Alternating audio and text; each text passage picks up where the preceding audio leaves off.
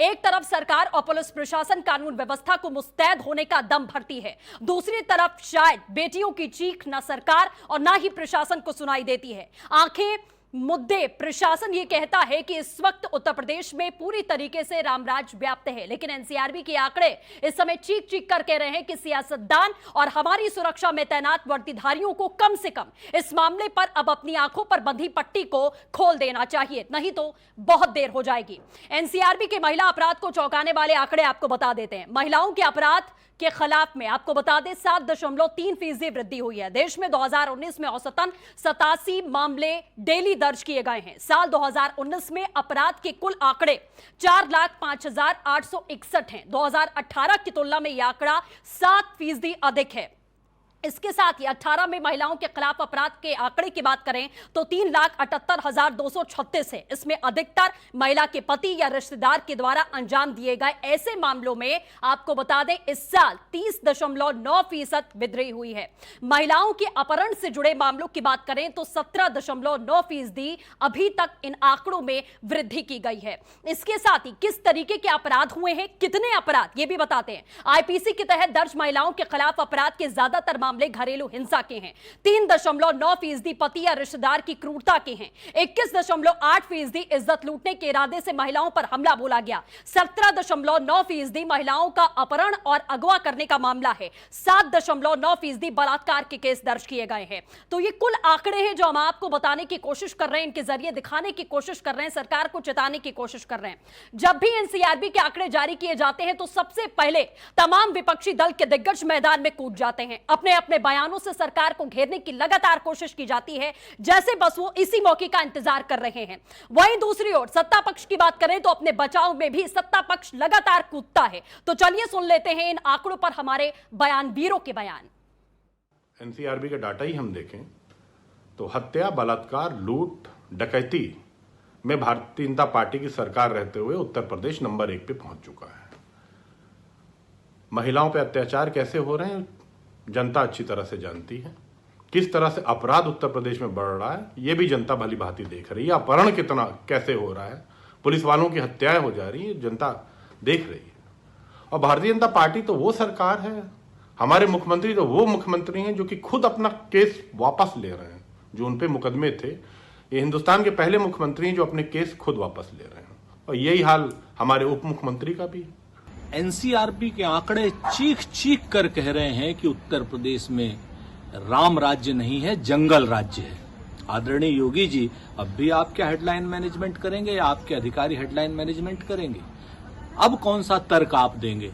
उत्तर प्रदेश की न बेटियां सुरक्षित हैं, न व्यापारी सुरक्षित हैं, न बेरोजगार सुरक्षित हैं, न किसान सुरक्षित हैं। उत्तर प्रदेश का आम जनमानस चित्कार कर रहा है। योगी जी, आपको इसका जवाब देना होगा।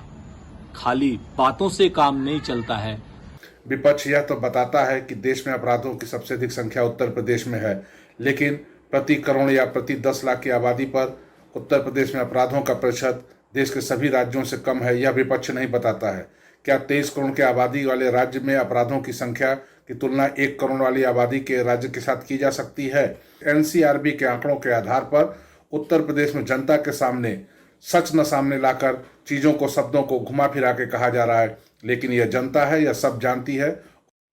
तो जाहिर तौर पर यह जनता है, सब जानती है, और यही वो आंकड़े हैं जो दर्ज किए गए हैं। आंकड़े कभी झूठी कहानी बयान नहीं करते, जो साफ तौर पर सत्ता और शासन दोनों की पोल खोलते हैं। किस तरीके से महिला अपराध के मामलों पर अपनी आवाज बुलंद करके सत्ता में विराजमान हमारे माननीय झूठ की माला जपते थकते नहीं हैं। और जब इन आंकड़ों का हवाला देकर उनसे सवाल पूछा जाता है तो बड़ी ही बेशर्मी के साथ दूसरी सरकारों पर आरोप मढ़ने से जरा भी नहीं थकते। और आज इसी रवैये के चलते हमारे देश और प्रदेश में महिलाएं आजाद तो हैं, खुली हवा में आज भी वो सांस नहीं ले सकती हैं। कब कहां से कोई दरिंदा आकर उनकी अस्मत को नोच खाएगा, उनको इस बात का खुद अंदाजा नहीं होता। हम महिलाओं को बराबरी का अधिकार देने की बात करते हैं, महिलाओं को आसमान में उड़ने के लिए पंख देते हैं, लेकिन अफसोस की बात है कि बड़ी ही आसानी से उनके पंखों को कतर दिया जाता है और इसके लिए जवाबदेही देने के लिए कोई भी जिम्मेदार हमारे सामने खड़ा नहीं होता है। तो चलिए, बात ये आंकड़ों की हो गई है, अब हम समझने की कोशिश करेंगे कि आखिरकार एनसीआरबी है क्या। आपको समझा समझाने की कोशिश करेंगे कि एनसीआरबी क्या है, इसकी विश्वसनीयता कितनी है। एनसीआरबी को समझिए। सबसे पहले राष्ट्रीय अपराध रिकॉर्ड ब्यूरो यानी कि national crime record bureau Bharat सरकार गृह मंत्रालय के साथ में संलग्न एक कार्यालय है। नई दिल्ली स्थित इस ब्यूरो का प्रमुख उद्देश्य भारत की पुलिस के लिए आधुनिकीकरण और सूचना प्रौद्योगिकी में सशक्त करना है। वर्तमान में इस ब्यूरो के महानिदेशक श्री आर वर्मा हैं। तो ये एनसीआरबी के बारे में कुछ डिटेल्स दी जो हमने आपको देने की कोशिश की है। एनसीआरबी है क्या, इसकी विश्वसनीयता कितनी है, ये भी आपको बता देते हैं। ये ब्यूरो देश भर में अपराधी सूचना प्रणाली यानी कि crime criminal information system CCIS के अंतर्गत प्रत्येक राज्य अपराध रिकॉर्ड ब्यूरो और जिला अपराध रिकॉर्ड ब्यूरो में 762 सर्वर आधारित कंप्यूटर सिस्टम स्थापित कर चुका है, ताकि अपराधियों और अपराधियों की संपत्ति से संबंधित राष्ट्रीय स्तर के डेटाबेस को व्यवस्थित किया जा सके। इसके अतिरिक्त यह ब्यूरो अपराध और अपराधी खोज नेटवर्क और प्रणाली यानी कि crime and criminal tracking network and system CCTNS को भी कार्यान्वित करता है, जो भारत सरकार के राष्ट्रीय ई गवर्नेंस योजना के अंतर्गत एक मिशन मोड परियोजना है। राष्ट्रीय अपराध रिकॉर्ड ब्यूरो गृह मंत्रालय के अंतर्गत आता है। इसका मुख्यालय दिल्ली में है, हमने आपको बताया। मतलब साफ है कि यह सरकार के द्वारा संचालित किया जाता है, जिस पर आप पूर्ण रूप से भरोसा कर सकते हैं। साधारण भाषा में समझिए तो ये आंकड़े सरकार के द्वारा ही संचालित किए जाते हैं और इन्हीं आंकड़ों को देखकर सरकार अपना मुंह फेर लेती है। इसके साथ ही अब दूसरी पार्टियों की भी बात कर लेते हैं। जब कोई भी पार्टी दूसरी पार्टी को हराकर सत्ता में काबिज होती है तो हर बार दूसरी पार्टी की कमियां खामियां गिनाती उनकी जुबान नहीं तकती। शब्दों की तीर ऐसे निकलते हैं मानो बस अब वो सत्ता में आ चुके हैं और समाज की सारी समस्याओं का अंत होने वाला है। उसके बाद सरकार के हर फैसले पर विपक्ष सवाल खड़े करता है। फिर शुरू होता है आरोप प्रत्यारोप का ऐसा सिलसिला जो अगले चुनाव तक चलता है। और इन सब में हमारी सत्तासीन सरकार अपने चुनाव जीतने से पहले किए हुए को कितना पीछे छोड़ देती है, इसका कोई अंदाजा नहीं। फिर जो सियासत होती है वो बस अपने अपने स्वार्थ की होती है। मौजूदा सरकार अपनी जीत के गुमान में ये भूल जाती है कि ये जीत उन्हें इसी जनता ने दिलाई है जिनकी जिंदगी को बदलने की कसम हमारे जिम्मेदारों ने खाई थी। और वहीं दूसरी ओर हमारा विपक्ष सवाल ऐसे खड़े करता है जैसे जब वो सत्ता में काबिज थे तो उन्होंने अपनी जनता से किए हुए हर दावे को, हर वादे को पूरा किया, उसके बावजूद उन्हें सत्ता से बेदखल कर दिया गया। महिला अपराध की बात करें तो ये हर सियासी दल जो चुनाव में जाता है उनके प्रमुख एजेंडे में महिलाओं की सुरक्षा शामिल होती है। लेकिन ये आंकड़े चीख चीख कर अपने सियासतदानों से पूछते हैं कि सिर्फ अपनी जुबान से चीखने से मामले हल नहीं होते हैं, उसके लिए कुछ करना पड़ता है। मौजूदा बीजेपी सरकार और पिछली सपा सरकार में महिलाओं के खिलाफ हुए अपराधों के आंकड़ों पर भी हम एक नजर डालने की कोशिश करेंगे, आपको समझाने की कोशिश करेंगे जरूर से। 2012 से 17 तक की हम अगर बात कर लें तो 11,449 दहेज हत्या के मामले दर्ज किए गए। ये सपा शासनकाल के आंकड़े हैं। बलात्कार के 13,981 मामले, छेड़खानी के 4,874 मामले दर्ज किए गए। महिला उत्पीड़न के 51,027 मामले दर्ज किए गए। पॉक्सो एक्ट के तहत में आपको बता दें 13,727 मामले दर्ज किए गए। सपा शासनकाल में हर रोज औसतन बलात्कार के 7 मामले दर्ज किए गए हैं। हर सरकार चुनाव में जाने से पहले अपनी हर रैली में, अपने हर भाषण में महिलाओं का मसीहा बनने का दावा करते थकते नहीं है।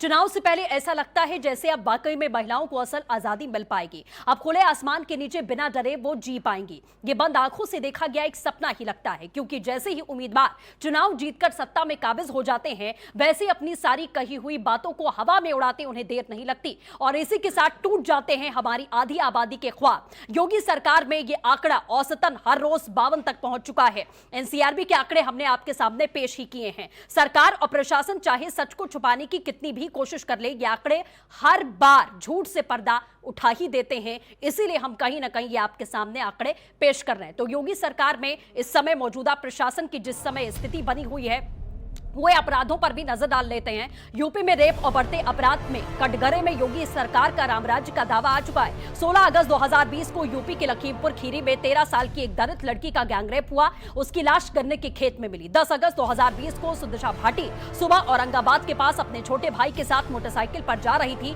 उसकी मौत हो गई। लड़की अमेरिका स्थित बॉब्सन कॉलेज की छात्रा थी। 20 अगस्त को वापस जाने वाली थी। 6 अगस्त 2020 को यूपी के हापुड़ में 6 साल की एक बच्ची को उसके घर के सामने से अगवा करके रेप कर दिया गया। खून से लथपथ वो झाड़ियों में फेंक दी गई। इस वक्त उसके हालात गंभीर हैं। बच्ची के प्राइवेट पार्ट पर गंभीर चोटें आई हैं। मेरठ में उसका इलाज चल रहा है। 5 अगस्त 2020 की बात कर लें, बुलंदशहर जिले के खुर्जा में 8 साल की एक बच्ची के साथ रेप की कोशिश की गई। जब उसने शोर मचाया तो उसका गला घोंटकर हत्या कर दी गई। उसका शव भी गन्ने के खेत में बरामद किया गया। इसके साथ ही हाथरस, बाराबंकी, बलरामपुर तमाम ऐसे मामले हैं जो हाल ही के हैं, जिसने कहीं ना कहीं सभी की आंखें खोलने का प्रयास किया है।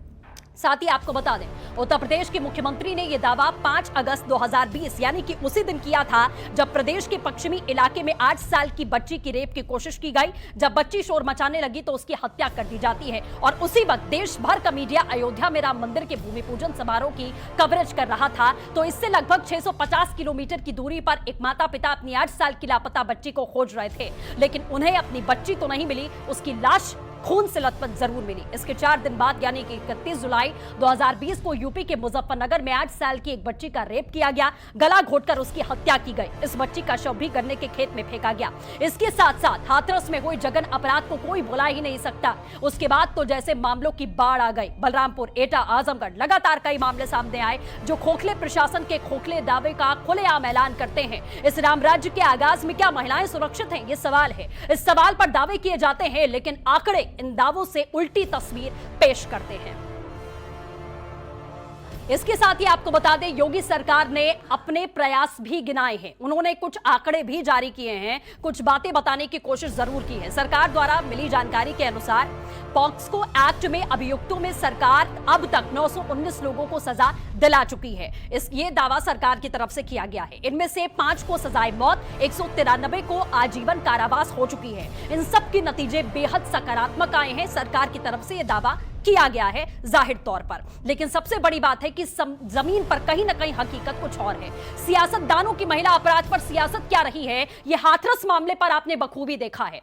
क्या कुछ रहा है वो भी हम आपको बताने की कोशिश करेंगे। हाल ही में हुए हाथरस कांड से ऐसा लगा कि जैसे उत्तर प्रदेश के विपक्षी दलों को संजीवनी बूटी हाथ लग गई हो। शांत पड़े विपक्ष में अचानक से जान डाल दी। सबके अंदर संवेदनाओं की बाढ़ आ गई और सब निकल पड़े हाथरस की पीड़िता के लिए इंसाफ मांगने। तमाम सियासी दलों को एक बार फिर से हाथों में इंसाफ की मोमबत्तियां और मशाल जलाने का मौका दे दिया। सड़कों पर बैठे पुलिस की लाठियां भी खाई, कहा मर जाएंगे लेकिन इंसाफ दिलाकर ही दम लेंगे।